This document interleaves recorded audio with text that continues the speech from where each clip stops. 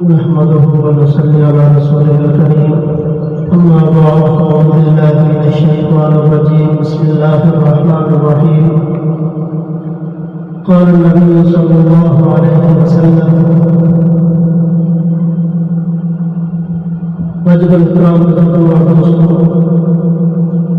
حضور نبی کریم صلی اللہ علیہ وسلم نے ارشاد فرمایا تم میں سے بہترین وہ شخص ہے جو قرآن پاک پڑھے اور پڑھائے۔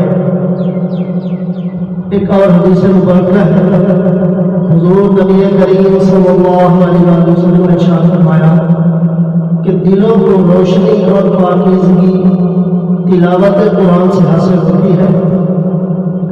عزیزان محترم، جو تو ساری عبادات اپنی اپنی جگہ افضلیت رکھتی ہیں، لیکن قرآن پاک کی تلاوت بہترین عبادت ہے۔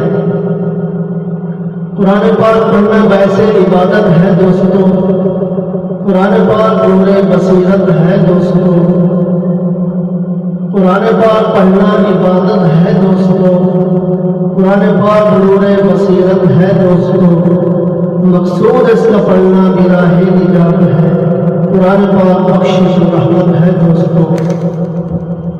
اس لیے ہم کہتے ہیں قرآن سینے کا نور ہے، قرآن کتاب شعور ہے، قرآن ایمان کا سرور ہے، قرآن نجات کا سامان ہے، قرآن اللہ کی برہان ہے، قرآن درد کا درمان ہے، قرآن شاہد و رحم کی شان ہے، قرآن سعادت کتاب ہے، قرآن شفاعت ہے، قرآن کتاب برکت ہے، قرآن کتاب نعمت ہے۔